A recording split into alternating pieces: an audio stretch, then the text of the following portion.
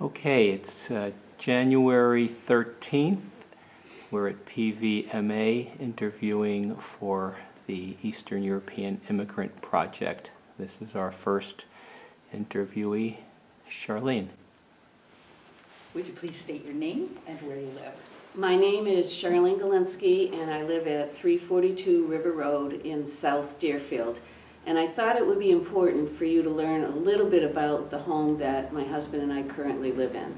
It is the actual homestead of my father, whose father immigrated here from Poland. And it is the home that he has lived in for all of his life, except for a brief portion when he was married. The 342 River Road residence is important because of some of the other family members who also came to live on River Road, and we always wondered why there were so many Sadowski families on that road, and I now have a very clear picture of why that is. The house itself was built in 1856. It had two previous owners, and then my great-grandfather, Pietria, I'm not sure the pronunciation of that, Sadowski, he had a W in his name. My name and my father's name all did not have the W. So one of the things I've learned is some of the names were changed along the way. And I assume there were different reasons for that. My great-grandfather and great-grandmother had 7 children, 5 boys and 2 girls. I really don't know much about the girls. I only know about the boys with limited information. All the children emigrated to the United States from Poland. They were all born in Poland. They came at different times and they were sponsored by different people. That's how they came to stay in the United States. My grandfather, who I never knew, because when he and my grandmother bought the farmhouse that my husband and I currently live in, he bought it in 1907. And at the age of 47, he fell down some stairs at the farm. Rumor had it was in the barn. Somebody else said it was the cellar. But in any case, he fell and broke his neck and died. So the farmhouse has great meaning to our family because it is the place where the relatives, many relatives over time, came to stay and live.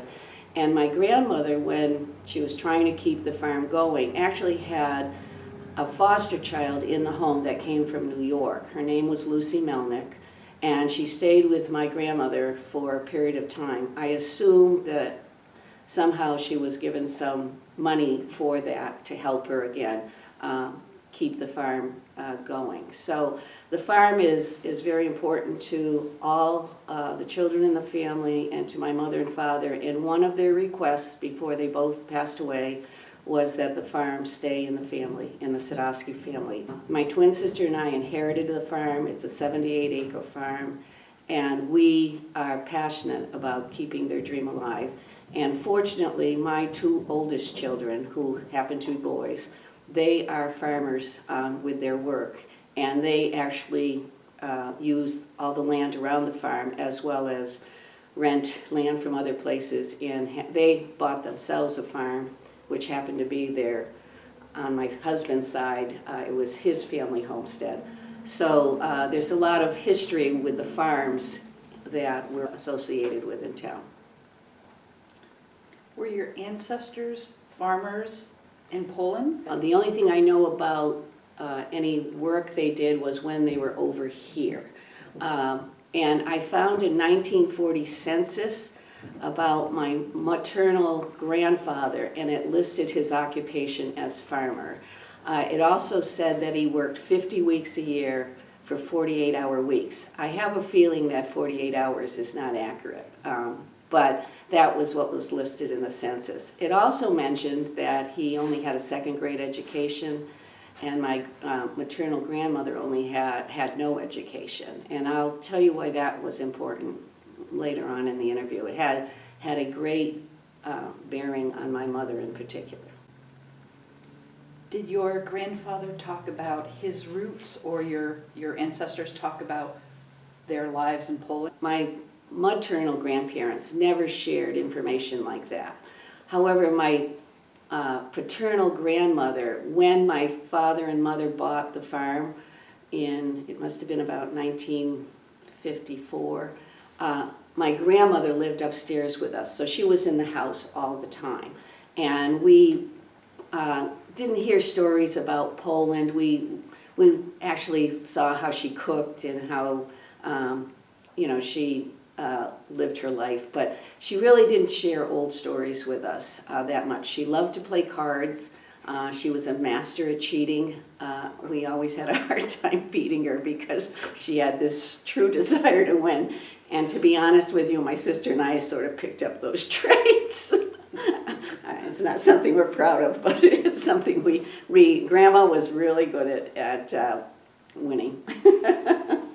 Did your grandmother speak Polish? Yes, all three of the grandparents that I knew, my paternal grandparents and my maternal grandmother, they only spoke Polish. They learned English when they came over to the United States. My parents spoke fluent Polish, and they, whenever they didn't want any of the children to know what they were talking about, Polish was, heard quite frequently. And my parents were concerned that we should learn Polish, so the church that we belonged to had Polish lessons, and so my twin sister and I took Polish lessons from the church, and the only thing I can remember is Mama I Tato Stoi, which means mother and father are standing, and then we always called my grandmother Babci, my grandfather was Jadek, our aunts were Chochi. And then we heard quite often, idź do domu spać, which meant go up and go to bed. So there were certain phrases that we heard that we got to know what they meant.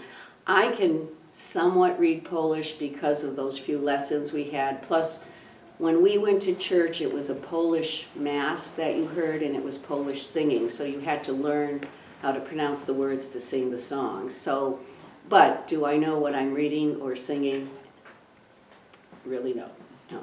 But it is, I'm happy I have that part of knowing how to pronounce some of the words. One of the problems that a lot of the Polish immigrants faced when they came to the United States was finding a church that spoke the Mass in Polish.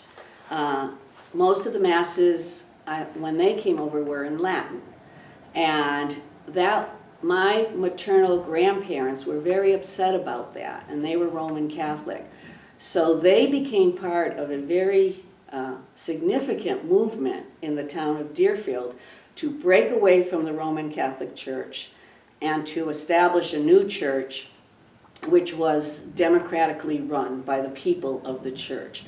My grandparents were significantly involved in that situation. There was fighting on the steps of the Roman Catholic Church. It was a very bitter divide. What's significant is the church was where a lot of the immigrants went to see other Polish immigrants and have social occasions, because there really wasn't much else for them to be a part of. So, as I said, in 1929, this church was formed, and I can remember going when we were young and just being swamped with people in the church. It was standing room only, and it was the Polish families that wanted to have a Polish Mass. So all the Masses that were said at this new church were in Polish, because that was one of the complaints that the Polish immigrants had, that they couldn't find a church that would have a Polish priest. My maternal grandparents were instrumental, as were other people in the town. And my mother was so passionate about being actively involved in that church. Whenever you'd say, "Mom, where are you going?" "To church," or it was church related. So, but she was the treasurer of the church, she was the secretary of the church, she was on the board of directors, she was part of the women's sodalities, she was in the choir. That church meant the world to her because she grew up watching her folks make that church with other immigrants become a reality. So the church was huge in their life.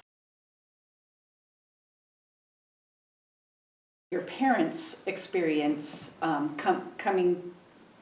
being raised and in the area and going to school, did they have any struggles with with lessons or peers?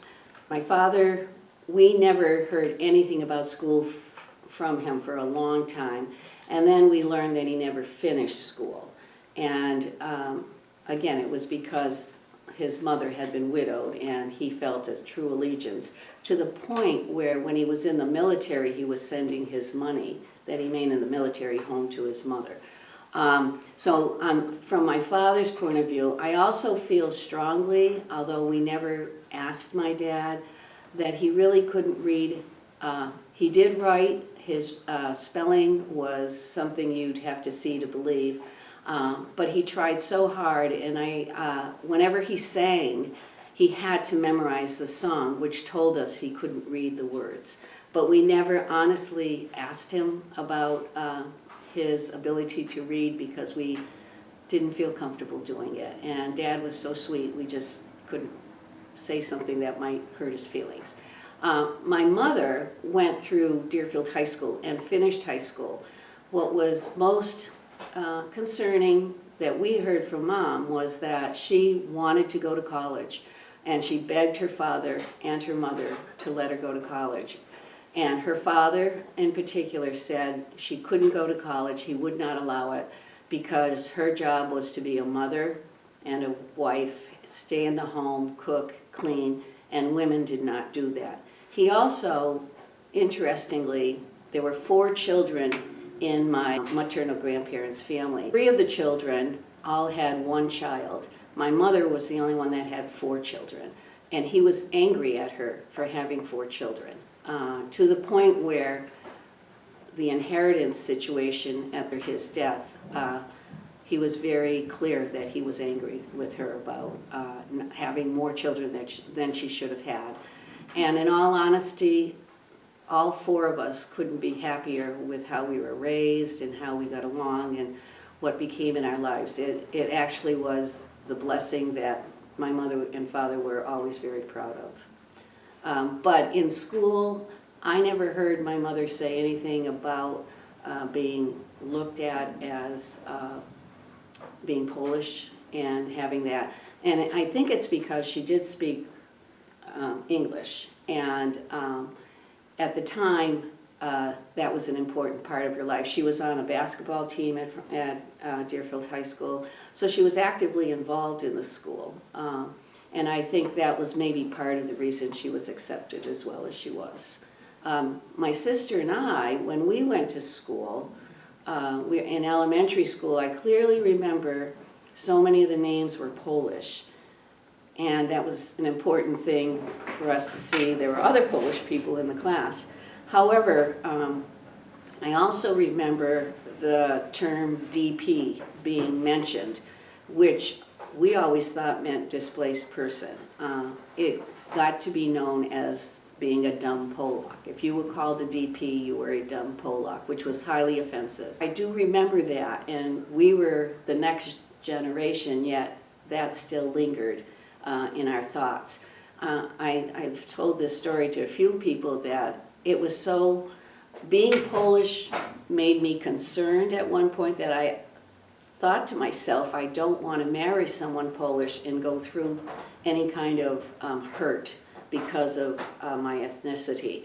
And lo and behold, I marry a man by the name of Ed Galenski, so that didn't hold true at all, because love obviously takes over. I also have to say, when I was working at Deerfield Elementary School, and I was having lunch one day, a very respected, wonderful teacher made an off-color Polish joke. And I sat there quite disturbed by it, but being respectful, I chose not to say anything.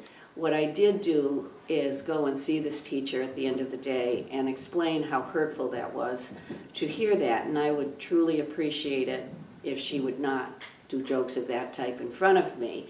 And much to her credit, she was very apologetic, very upset that she had upset me, and never again had that happen. So at that point I learned it's important to say something if it's that bothersome to you. I also heard a story just the other day which I thought was interesting about being Polish. There was a family in town who the mother and the father did not speak any English, and the father was actually in one of the concentration camps.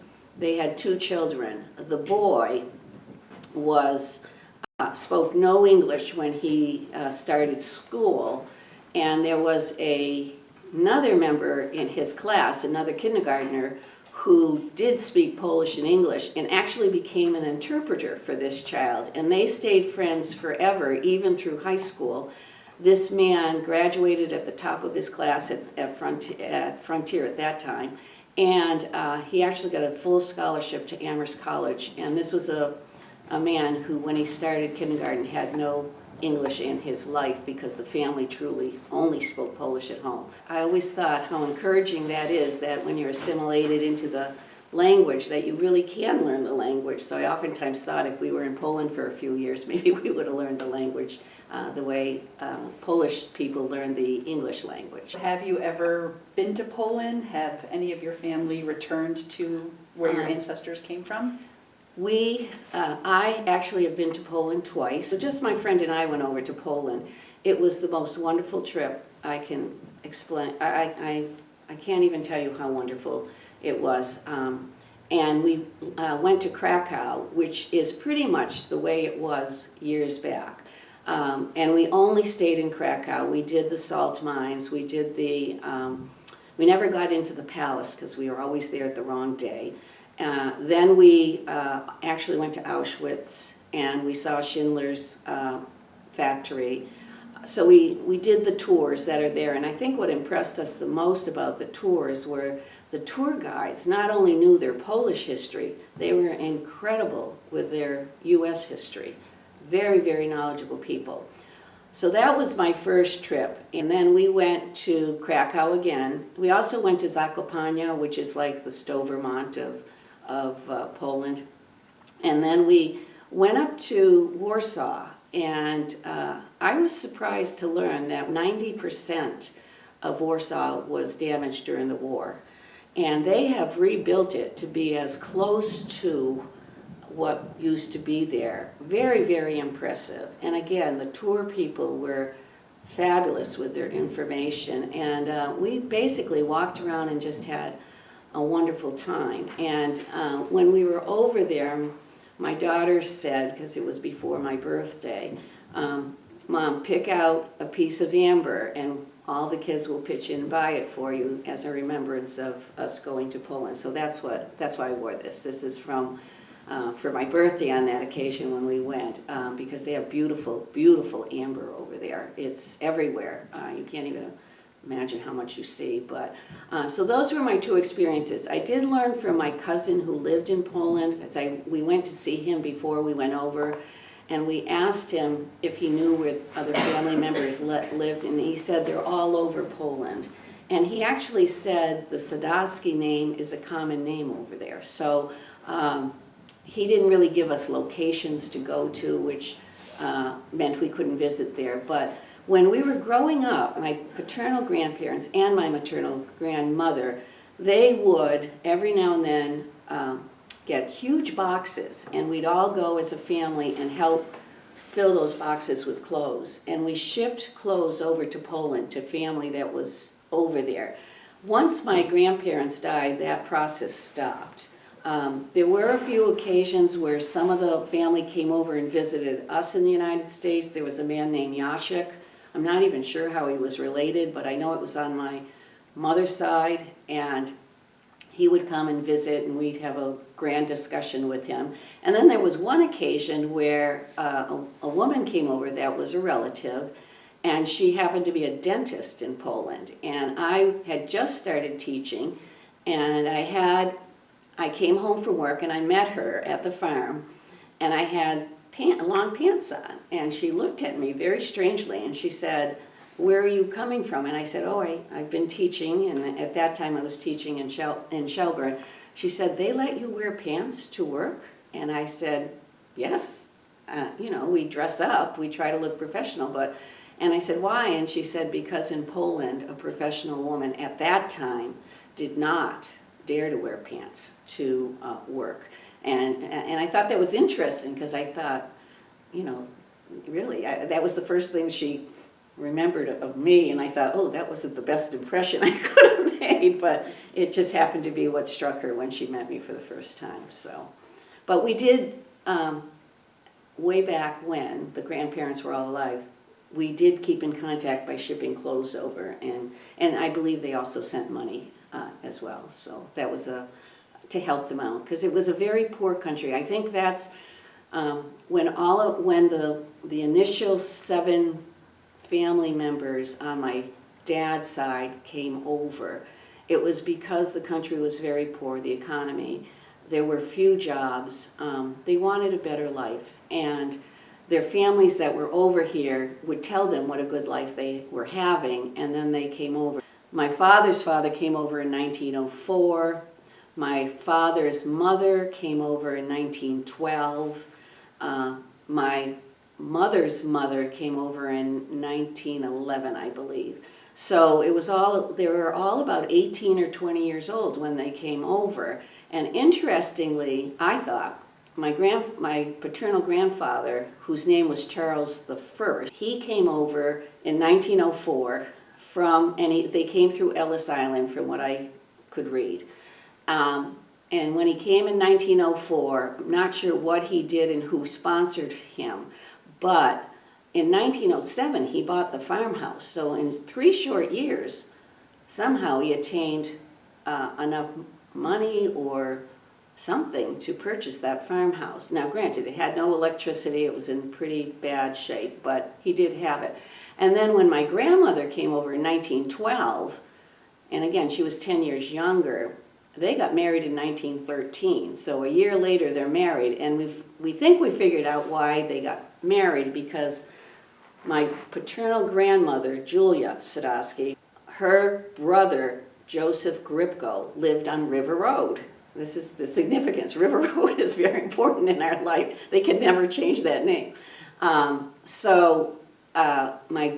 My grandmother, Julia, lived with her brother, Joe Gripko. He sponsored her. Next to Joe Gripko was Paul Sadowski, one of the 5 brothers that came over, and literally next door. So we have a feeling Paul Sadowski introduced my grandfather, Charles Sadowski I, to my grandmother, Julia. So all this happened on River Road, which is more than interesting to to our family. I guess what's most important to us is the fact that my mother and father had a different look at what they wanted their children to do. My grandparents wanted them to work on the farm, to stay working, to do what they had learned to do. Whereas my parents saw how valuable it was to have an education. And so when all of us were young, it was instilled in us how important it is to do well in school, to be respectful, all those things you want of your children. And especially my mother, since she was denied going to college by her father, she wanted more than ever that her 4 children all be educated. And my twin sister has her master's with a CAGS degree. She retired as the director of guidance at Ludlow High School. I have a master's degree, and I retired after 37 years from teaching from Irving Elementary, where I spent 6 years as a principal.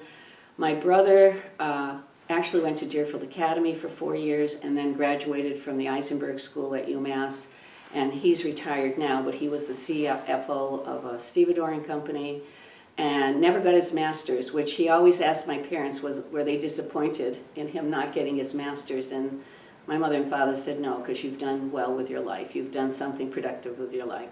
And then my youngest sister, who's 15 years younger, and actually went to Northfield Mount Herman, and then went to Wesleyan University and graduated from Harvard Medical School. And she's a radiologist currently.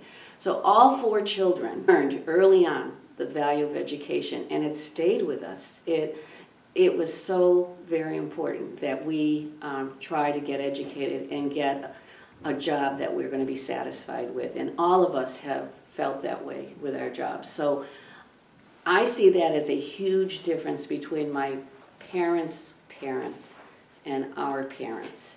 And I know a lot of the values that we learned growing up, I've tried to instill in my own children.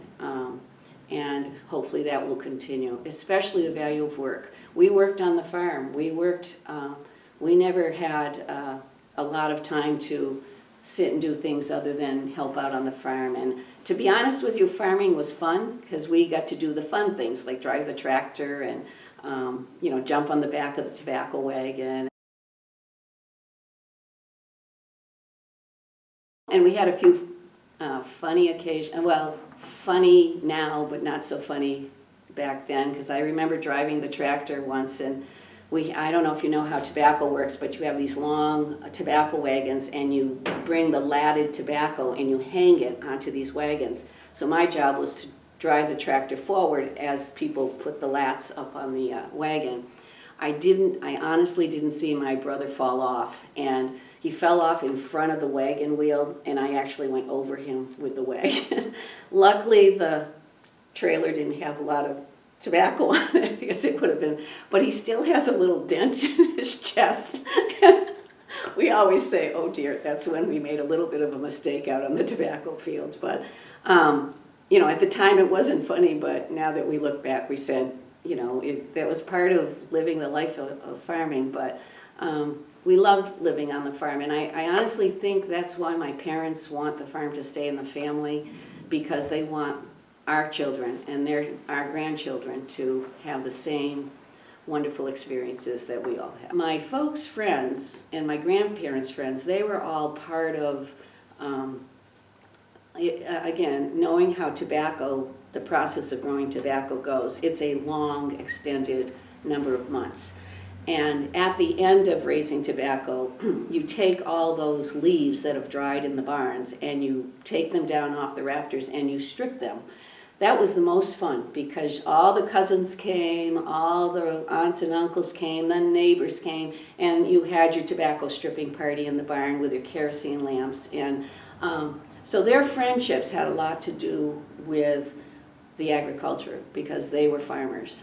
And a lot of them had also connections with the Polish American Citizens Club, which was in the center of town, which still exists. So they had relationships at that particular club. So, that was an important part of their inclusion into the community. And looking back, you see how much they gave of their lives so that we could have that better life. So again, to this day, we're extremely appreciative of that as children. I know all of us feel the same way.